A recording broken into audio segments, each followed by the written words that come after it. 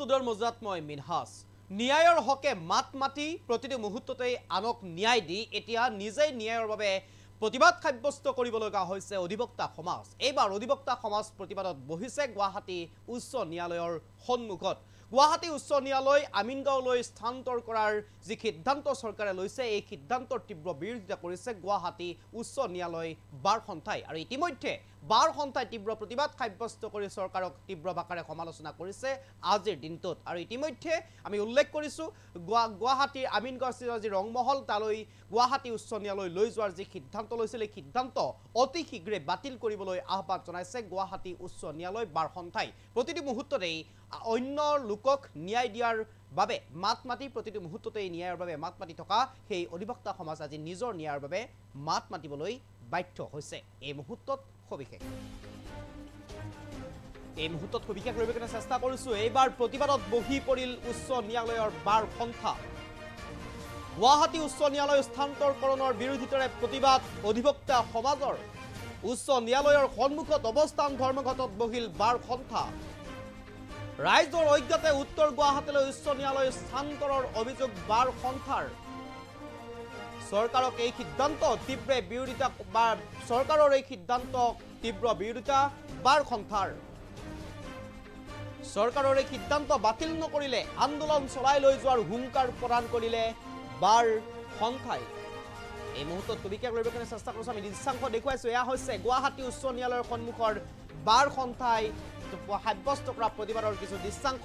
এনেদৰে কেইবাগৰাকীও জ্যেষ্ঠ অধিবক্তা ওলাই আহিছে তীব্ৰ প্ৰতিবাদ সাব্যস্ত কৰিবলৈ গুৱাহাটী উচ্চ ন্যায়ালয়ৰ সন্মুখভাগত। আৰু এয়া হৈছে গুৱাহাটী উচ্চ ন্যায়ালয়ৰ সন্মুখভাগ। এনেদৰে প্ৰতিবাদ সাব্যস্ত কৰা পৰিলক্ষিত হৈছে। ইতিমধ্যে চৰকাৰক সমালোচনা কৰিছে যিহেতুকে শেহতীয়াকৈ গুৱাহাটী উচ্চ ন্যায়ালয় স্থানান্তৰণ কৰি আমিনগাঁওলৈ ৰংমহললৈ লৈ যোৱাৰ এক সিদ্ধান্ত লৈছে চৰকাৰে। এই সিদ্ধান্তৰ সম্পূৰ্ণৰূপে বিৰোধিতা কৰিছে এতিয়া বাৰ সন্থাই। লগতে কেইবাগৰাকীও জ্যেষ্ঠ অধিবক্তা আজি এই প্ৰতিবাদস্থলীত উপস্থিত থাকি প্ৰতিবাদ সাব্যস্ত কৰা পৰিলক্ষিত হৈছে। যিহেতুকে আমি ইতিমধ্যে উল্লেখ কৰিছোঁ গুৱাহাটী উচ্চ ন্যায়ালয় স্থানান্তৰকৰণ কৰাৰ যি সিদ্ধান্ত এই সিদ্ধান্ত চৰকাৰে অতি শীঘ্ৰে বাতিল কৰিবলৈ প্ৰতিবাদ সাব্যস্ত কৰিছে। যদিহে এই সিদ্ধান্ত অতি শীঘ্ৰে বাতিল নকৰে তেনেহ'লে আন্দোলন চলাই লৈ যোৱাৰ হুংকাৰ প্ৰদান কৰিলে বাৰ সন্থাই। এই মুহূৰ্তত জ্যেষ্ঠ অধিবক্তাৰ মন্তব্য আছে, আমি শুনাব বিচাৰিছোঁ।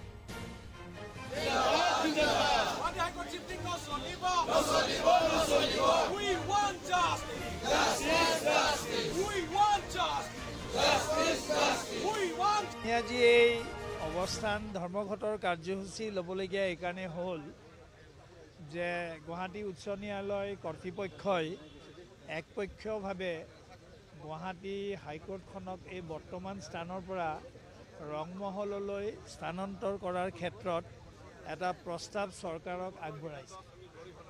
আৰু এই প্ৰস্তাৱটো একপক্ষীয়ভাৱে দিয়াৰ কাৰণে আমি খুবেই বেয়া পাইছোঁ। কাৰণ তেওঁলোকে এইটো ভবা উচিত আছিল যে এই হাইকোৰ্টখনৰ ক্ষেত্ৰত তেওঁলোক যেনেকৈ এটা অংশীদাৰ, আমি অধিবক্তা সমাজ আৰু সৰ্বসাধাৰণ ৰাইজ লিটিগেণ্ট দে আৰ ইকুৱেল ষ্টেক হোল্ডাৰ্ছ। গতিকে তেওঁলোকৰ ৰায়টো লোৱাটো খুবেই দৰকাৰ আছিল বুলি আমি বোধ কৰোঁ।